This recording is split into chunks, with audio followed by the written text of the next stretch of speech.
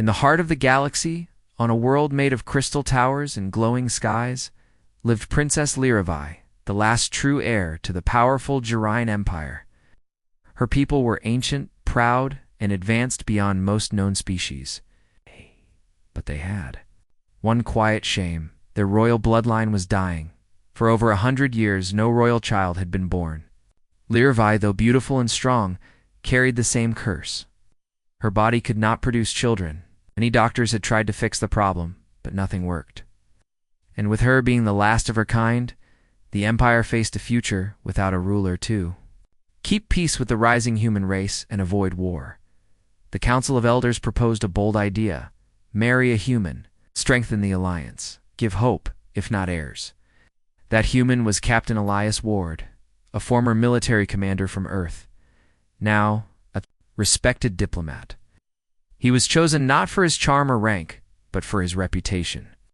He was calm under pressure, honest to a fault, and had once negotiated peace between two rival colonies without firing a shot. When Elias received the message from the Galactic Council, he didn't laugh or hesitate. He simply said, "If this keeps peace, I'll do it, but I won't be a puppet." And so, the marriage was arranged. The royal city of Velsarion shone like a sea of diamonds as Elias arrived. It was nothing like Earth: no cars, no streets, only floating platforms and singing lights. Lyravi greeted him in the grand hall.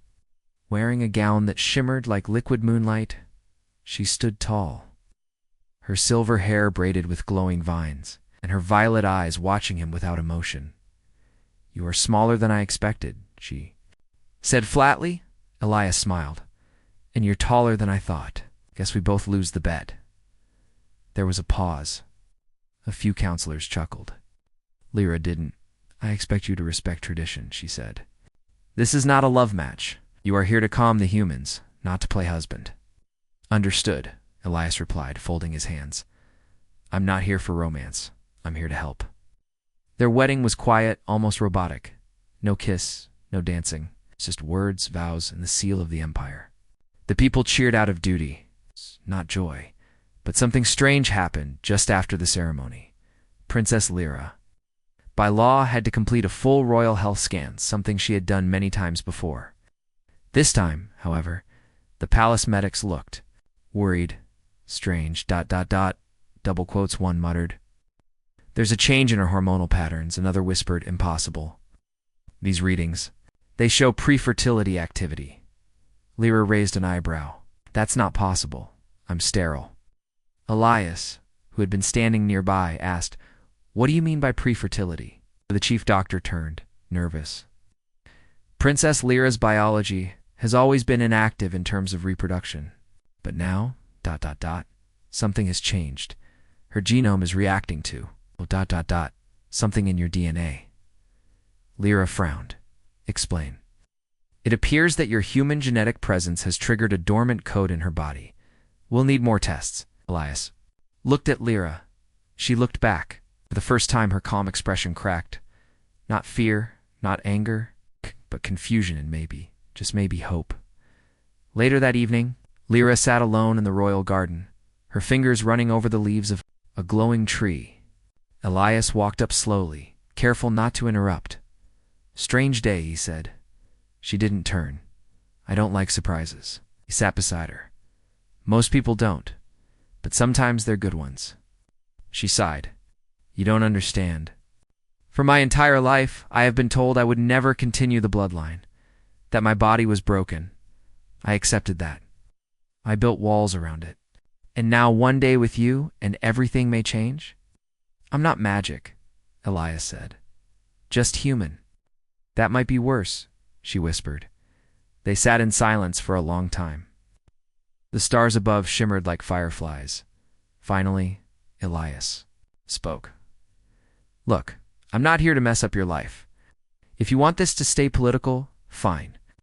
But if there's a chance you can actually change your fate, wouldn't you want to know more?" Lyra turned to him. "If what they say is true, then I may carry life. But the council won't like it. A half-human heir. They'll never accept that." "Then maybe the council is the problem," Elias said. The next day, the palace locked down the medical wing. All data about Lyra's scan was marked Class 0 highest secrecy. But secrets have a way of escaping. Whispers moved through the halls. The princess is fertile. It's because of the human. He must have altered her genetics. Lyra was called to a private meeting with the Council of Elders. Lias was not allowed in. Elder Varn, the oldest member, spoke first. Your Highness. Is it true you have shown signs of reproductive change? Lyra didn't flinch. That is what the scans suggest. Another elder leaned forward. This began after your union with the human. Yes, murmurs filled the room. We must act carefully. Varn said.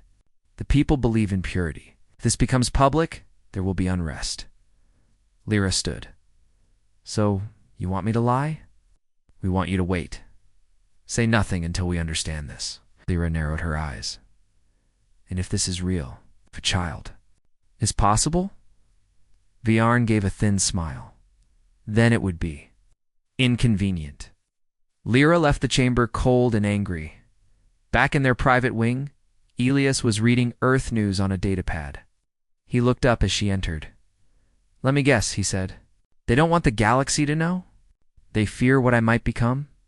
You mean a mother? Lyra stopped. The word made her pause. I don't know what I am anymore. Leah stood and walked over. And let's figure it out.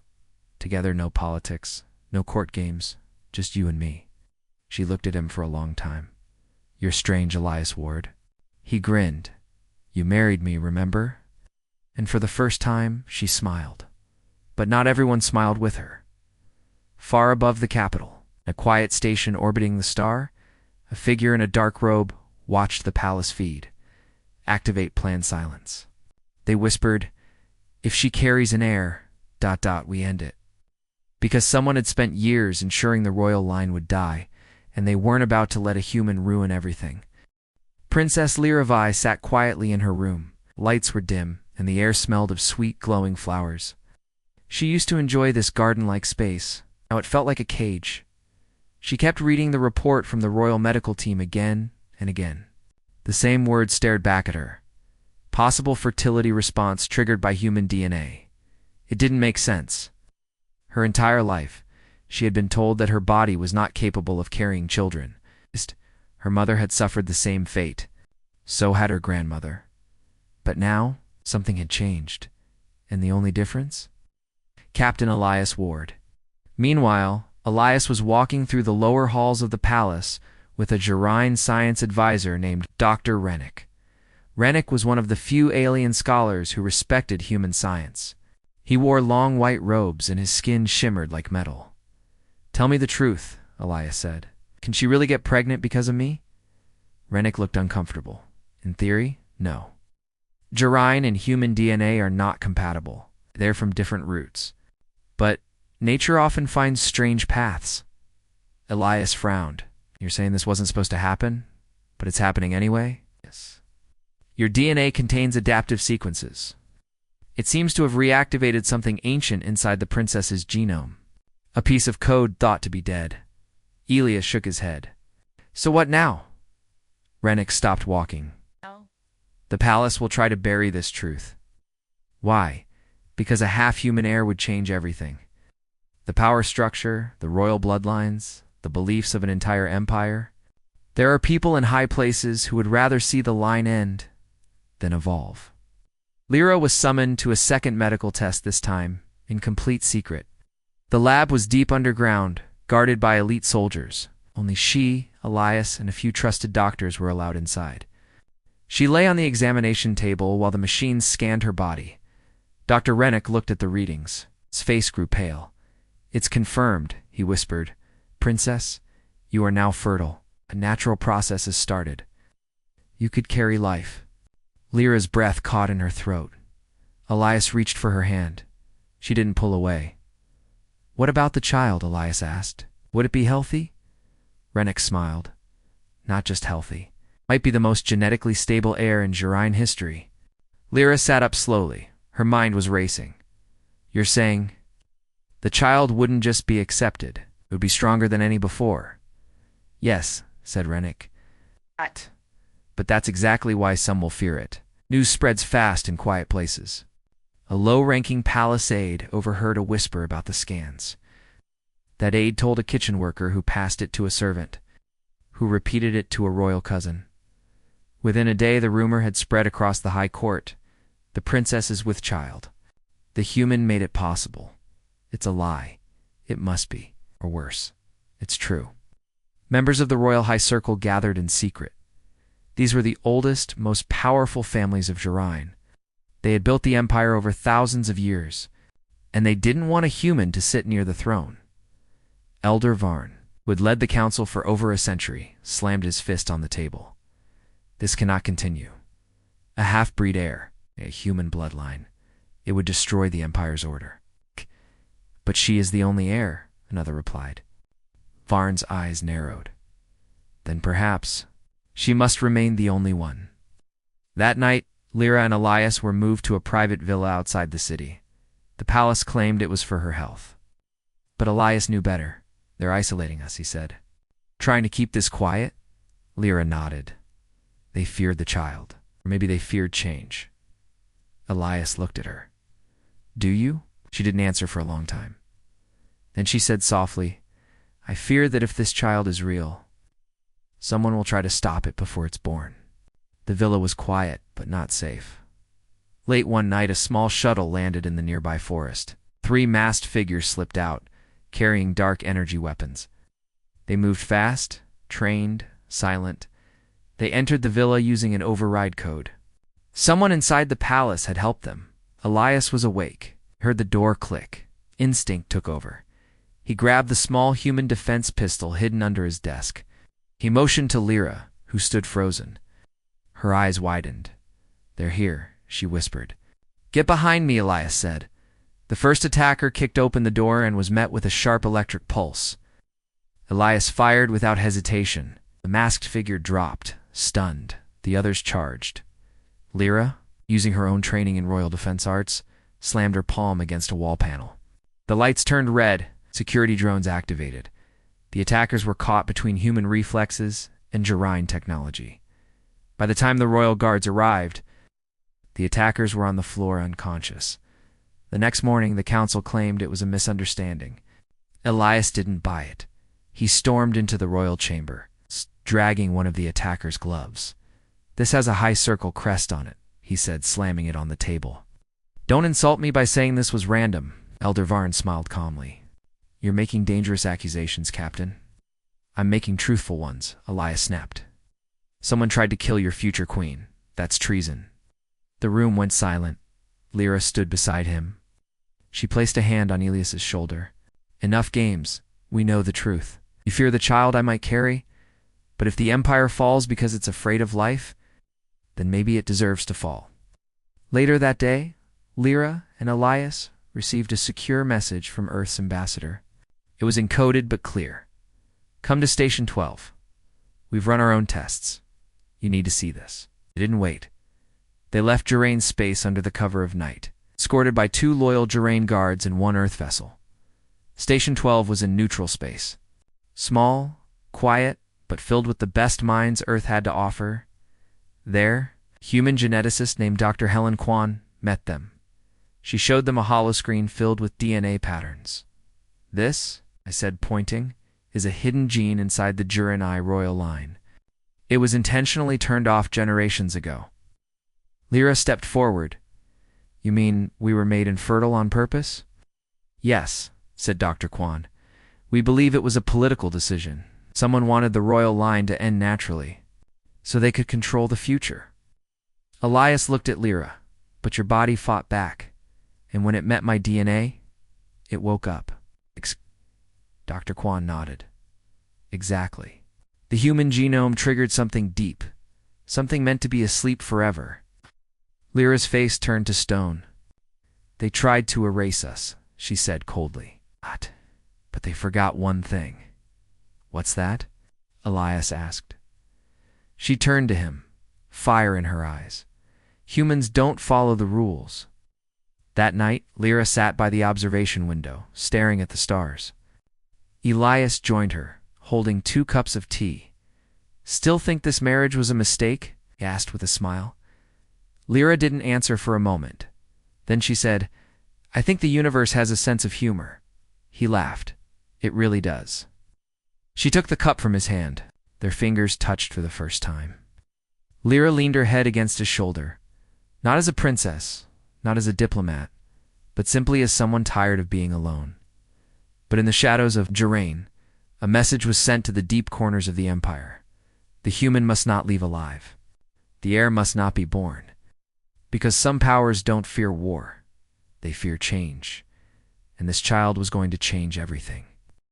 The stars outside Station 12 glowed softly, but inside the walls. Tension filled the air. Princess Lyra sat quietly in the conference room, her silver eyes focused on the table. Beside her, Captain Elias Ward stood tall, arms crossed. From them, Earth's ambassador, Dr. Helen Kwan, and a few trusted scientists reviewed reports. "Are we certain?" Elias asked. "No mistake?" Dr. Kwan nodded. "We checked 10 times. The Jaren royal gene was shut down generations ago, not by nature, by design." Lyra's voice was cold. "A planned extinction, yes," Dr. Kwan said. "Your ancestors were slowly being removed. Quietly, no one would notice for 100 years, but your body resisted. And when your cells met Ilias's DNA, that dormant code woke up." Lyra clenched her fists. Someone wanted the royal line dead. Later. That night, Lyra stood alone at the edge of the observation deck. The stars seemed closer here, watching her silently. She heard footsteps. "Elias, you okay?" he asked. She didn't turn. "No, but I will be." He stood beside her, his presence quiet and steady. "I was raised to believe I was chosen," she said, "a symbol of strength. But all along, I was a seed buried under sand, waiting to die." "You were never weak," Elias said. "You're the strongest person I've met." "Then why do I feel like I'm breaking?" He paused, then said, softly, "Because you've spent your whole life being lied to. And now the truth is heavier than the lies." Lyra turned to him. "And yet here you are, still with me." "I made a vow," Elias said, "not just for peace, but to stand with you." She looked into his eyes.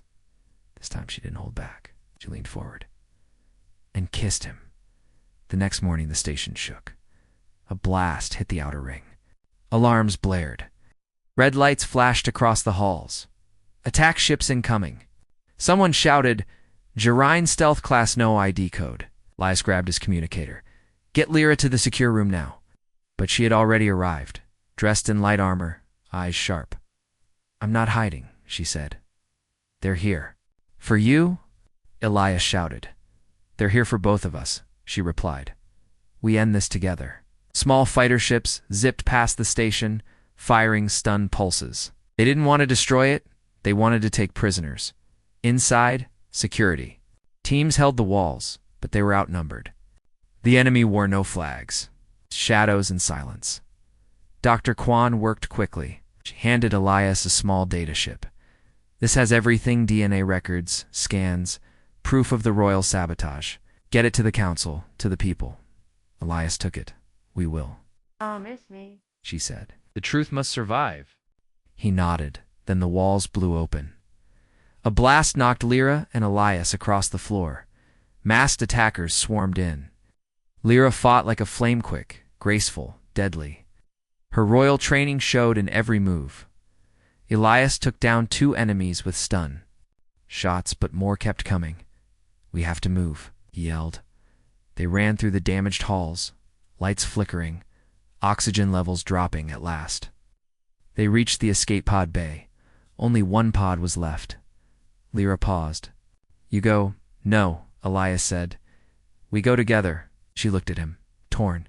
"If they capture me, they win. If they capture you, the data is lost. You carry the proof. You carry the future. And what if I lose you?" He said. Lyra smiled, soft and sad. "You won't. I'm the daughter of stars, remember?" She kissed him once more, then pushed him into the pod and sealed it. Elias pounded the door. "Lyra?" But it was too late. The pod launched. Lyra turned, fire in her heart. Behind her, attackers closed in. She held up her hand and activated the failsafe. The hallway exploded in light. 3 days passed. The escape pod floated through deep space until it was picked up by a human cruiser. Elias woke up in the med bay, bruised and angry. "Where is she?" he demanded. The officer beside him shook his head. The station was destroyed. No life signs found. Elias fell silent, his hands clenched. Back on Shireen, news of the station incident spread quickly. The council released a public statement. Station 12 was attacked by pirates. The human husband of our princess survived. The princess is missing. No mention of fertility. No mention of sabotage, just lies. But they forgot one thing. Elias Ward had the truth. Within a week, Elias returned to the royal city. The council tried to stop him, but he stepped into the grand hall with a data ship in one hand and a weapon. And the other guards blocked his path. He held up the chip. "This contains medical proof, DNA scans, and evidence of royal gene suppression. I suggest you let me speak." Elder Varn appeared. "You dare threaten us?" "I'm not threatening you," Elias said. "I'm exposing you." He plugged the chip into the central archive projector. Holograms flickered to life images of Lyra's scans, voice recordings, genetic codes, and the moment Dr. Kwan spoke the truth, the hall went silent.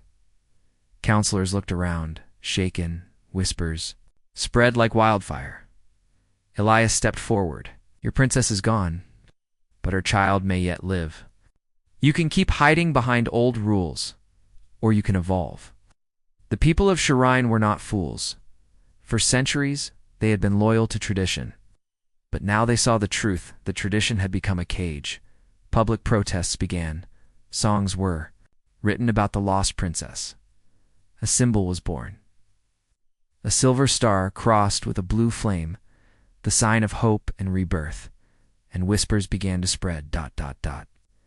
She may still be alive. In a secret chamber, far from the city, hidden under old ruins, a woman awoke. Lyra opened her eyes slowly. Her body ached. Her mind swam. A voice spoke softly. "You're safe." She looked up. A woman in red robes stood beside her. "Not Jirine, not human. You saved me," Lyra whispered. "Yes. We found you after the explosion. You were barely alive. But the child inside you still lived." Lyra's eyes widened. "The child?" The woman nodded. "A rare thing. Child of 2 worlds and many enemies." "Who are you?" Lyra asked. "We are the keepers of balance. We serve no empire, no flag. Only truth." Lyra sat up. "Then help me go home." "Not yet," the woman said. "The time will come. But first, your child must grow strong." "And Elias?" Lyra asked. The woman smiled. "He believes you are gone, but he fights for you still." Lyra's eyes filled with tears. "Tell him," she began. But the woman raised a hand. "He already knows." In the royal city, Elias stood in the garden where he and Lyra once spoke of stars. He held the silver necklace she gave him the night before the attack. He closed his eyes. "Wherever you are," he whispered, "I'll keep fighting." Because he believed, because hope, like stars, never truly dies, and because in the heart of the empire, a new future was already growing. 6 months had passed since the destruction of Station 12. Across the galaxy, things were changing. The Jaren Empire, once proud and quiet, was now full of tension. The people were asking questions. They'd seen the proof Elias shared, though. Lies, the broken bloodlines, the stolen future.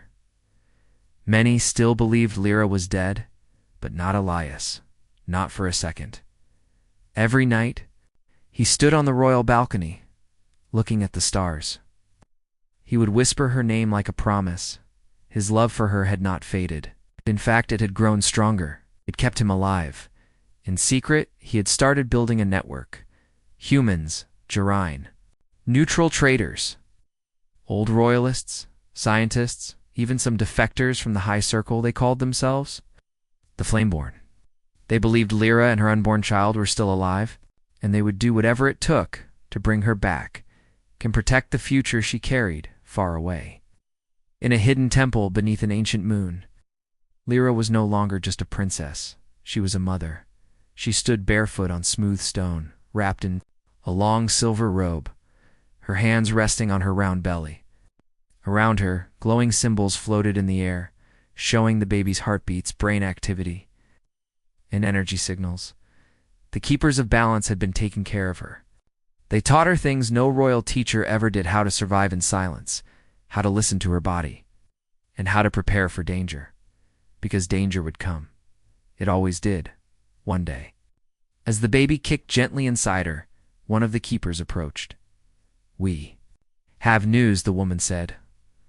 Lyra turned quickly. "What happened?" "The Flameborn have sent a signal.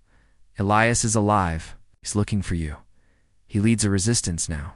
Quietly, carefully. Lyra's heart almost stopped. He didn't. "Give up, no," said the woman. "He believes you will return." Lyra closed her eyes. "I will." Back on Jarine, Elias sat with 2 advisors inside a hidden chamber below the city's surface. A map floated in front of them, showing different sectors of the Empire. "The High Circle is splitting," said Rin, a former royal officer. "Some are still loyal to Varn, but others are secretly backing you."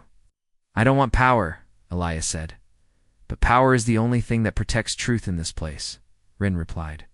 "If Lyra returns with the child, we must be ready." Elias tapped the map. "I want a safe corridor. One path from the outer moons to the capital. No mines, no traps. If she sends a signal, we bring her home fast." "We'll build it," said the second advisor. "Even if it costs us everything." And then, one quiet evening, a signal came. Not loud, not flashy. Just a short pulse across the void. Starline code 8432LV. Elias was reading reports when the code blinked on his private screen. His heart stopped. Only one person knew that code. "Lyra." He stood slowly, eyes wide. "She's alive," he whispered, "and she's coming back." But not everyone welcomed the news. In the deep towers of the High Circle, Elder Varn was still in control of many parts of the Empire. He watched the same signal appear on his private monitor. "She lives," he muttered. One of his aides nodded. "And the child, too." Varn's face turned to stone. "Then we must end this before hope becomes a storm." He tapped a command into his device. "Send the assassins. Empty the shadows. Burn every path to the capital." Lyra flew in a small silver ship, escorted by 2 keepers in stealth crafts. She wore battle robes, now no longer a diplomat, but a fighter. Her child, their child, was due in less than a month. But she refused to hide. As the ship entered Jarine's space, her message echoed through private Flameborn channels. "I am coming home." Across the stars, people wept, not because she was returning, but because she had survived. But survival was not enough. As the escort ships passed through a quiet asteroid belt, the trap was sprung. 12 black fighters came from the dark. No flags. No names, just death. Lyra didn't panic. She took the controls herself. "Activate evasive flight," she ordered. "Don't fire unless I say so." The keepers followed her lead. She twisted the ship through tight spins, hiding between rocks. But one enemy missile locked on it struck the back engine. The ship spun out of control. Lyra fell forward, her body twisting in pain as sparks exploded around her. Her head hit the console. Darkness. Elias received the distress beacon 2 minutes. Later, "She's under attack," Rin shouted. "Outer belt." They shot her down. "Send everything," Elias said. Now, his command ship launched instantly, with 3 Flameborn squads behind. Elias sat in the pilot's seat, his knuckles white. "Hold on, Lyra," he whispered. "I'm coming." Lyra woke up slowly. Her ship was crashed inside a narrow crater. Fire flickered along one side. The keepers were either escaped or dead. She looked down. Blood. Her hands trembled as she touched her. Its belly the baby kicked. Alive, but time was short. She forced herself out of the seat, her leg injured, her ribs aching. Outside the ship, Snow was falling. No atmosphere. No help. She dragged herself into a small cave and activated a signal flare. Then she waited. She thought of Elias. She thought of her child. And then she heard the sound. Engines. Getting closer. Elias landed his ship near the wreckage. He ran into the snow without armor, without fear. Lyra. He screamed no answer. His heart pounded. He saw a small flicker of flare near a rock. He ran faster, and there, inside the cave, he saw her. She looked up weakly. Took you long enough. Nice. He fell to his knees, holding her. You're alive. He is too, Lyra whispered, placing his hand on her belly. The baby moved. Elias cried. Not tears of sorrow, but of joy. They returned to the capital. Under heavy protection, the Flameborn guarded every path. The people cheered. Flowers rained from balconies. The lost princess had returned, and she carried life inside the grand hall. Elias stood before the high circle once more. This time he was not alone. Lyra stood beside him, her eyes strong, her back straight. She looked directly at Elder Varn. You tried to erase me, she said. You tried to destroy the future, but I lived. My child lives, and your time, ... is over. The council fell silent. Then one by one, the members stood. They bowed, not to Elias, not to the past, but to her. That night the twin moons rose above. The city Lyra lay in bed, her hand in Ilias's. It's time, she whispered, and with a cry that echoed across space, a child was born. She was small, silver-eyed skin touched with Earth's warmth and Jirine glow. They named her Sarah, word from both languages. It meant hope from the stars. 5 years had passed since the return of Princess Lyra and the birth of her child, Sphora. The galaxy had changed. The Jaren Empire was no longer ruled by silent councils hiding in towers. Good new age had begun, one of unity, of healing, and of truth. The people called it the Age of the Flameborn. At the center of this new hope stood 3 people, Lyra.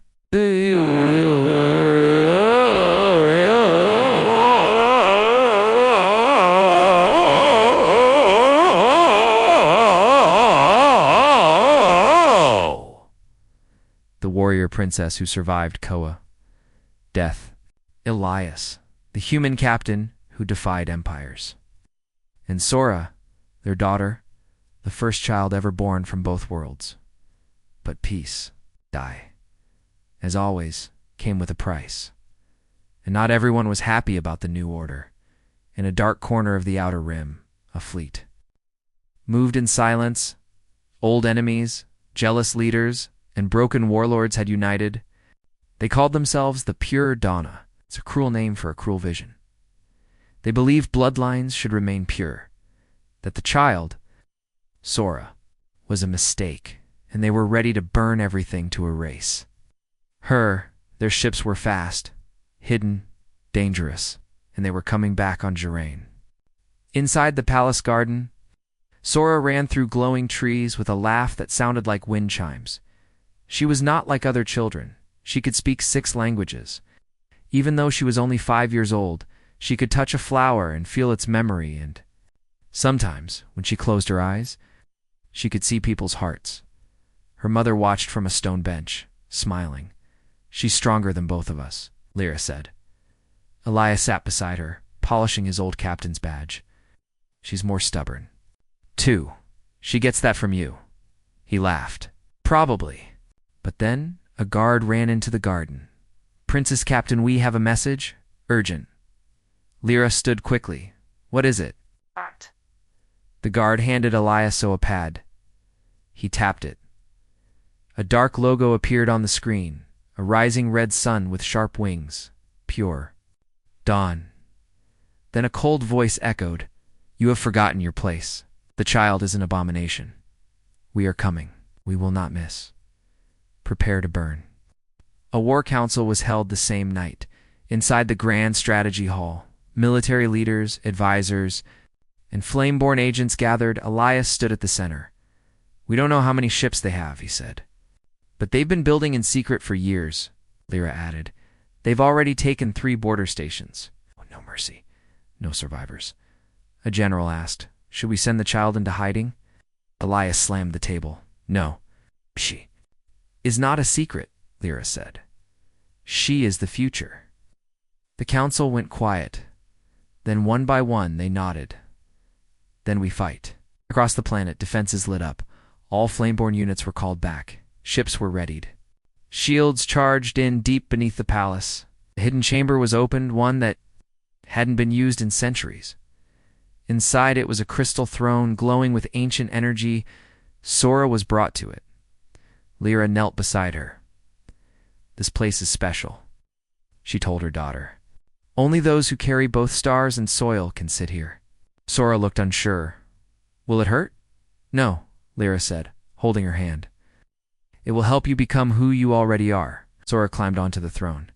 The crystal lit up. Images filled the air, memories of Zhirain history, old kings, queens, battles, music, stars, maps of galaxies, and then it showed the future. A silver comet. A child standing between fire and peace. Light flowing from her hands. Sora blinked. Mama, yes, I saw it. I saw me. Lyra's heart raced. What did you see? I stopped the war with light. The Pure Dawn fleet entered Zhirain's space within days. Over 200 ships. Heavy firepower? No. The battle began above the blue moon of Kirith. Elias flew his own command ship. He refused to sit behind walls while others bled. The Flameborn forces fought bravely. Their ships were smaller, but faster. Smarter, still. The enemy was strong. Too strong. Soon, the outer rings were falling. On the planet. Lyra watched the battle from the tower. She felt every explosion like it was inside her. She turned to her daughter, Sora. It's time, the child nodded. I know. Lyra and Sora walked together to the old crystal Spira machine built by the ancients. Long ago, it hadn't worked for centuries, until now. Sora placed her hands on the controls. The crystal reacted to her. Energy pulsed outward. A bright silver wave flashed across the sky. Suddenly, all Flameborn ships saw the change. Their shields grew stronger. Their weapons became sharper, faster, cleaner. Their pilots moved with perfect coordination. The tide began to turn. On his ship, Elias saw it happen. What just happened? He asked. His second-in-command smiled. The girl, she activated the core, the crystal throne. Yes, she's linking everything. And then, over the coms, a small voice came through. Daddy, Elias froze. Sora, I'm helping, she said. But I need you to. Come back soon. I'm a little tired, he smiled, even as a tear ran down his cheek. I'll be home, Starshine. I promise. Then he turned to his crew. Let's finish this. The final battle took place near Zhirain's atmosphere. The Pure Dawn flagship was massive, shaped like a blade. Elias led the charge. Lyra joined him in a fighter of her own. Together, they flew through fire side by side, like always. When they reached the enemy command core, Lyra blasted the shields. Elias fired the final shot. The blade broke. The Pure Dawn fleet saw it and surrendered. The war was over. Zhirain was safe. And the child. She had done what no weapon could. She united them. A great celebration was held in the royal square. Thousands came from across the stars. Humans and Zhirain hand in hand. Elias wore his captain's uniform again, medals shining. Lyra wore the robes of the Empress, but also a simple scarf made by her daughter. Sora walked between them, holding both their hands as they reached the center of the square. A large flame burned in a glass tower. It was the flame of renewal, lit only in times of true change. Sora stepped forward. She touched the flame. It turned silver, then gold, then soft white. And the crowd cheered, not for war, not for blood, but for hope. Later that night, Elias and Lyra sat together on the balcony. Sora slept peacefully nearby, hugging a toy starship. Elias took Lyra's hand. You changed everything, he said. No, she replied. We changed everything. He looked at the stars. So what now? Lyra smiled. Now we teach her to build a better galaxy. And if more enemies come, then they'll face us. All of us. He leaned his head on her shoulder. You. No, the universe was never kind to us. No, she said. But we didn't ask for kindness. We asked for a chance. We took it. She nodded. With fire.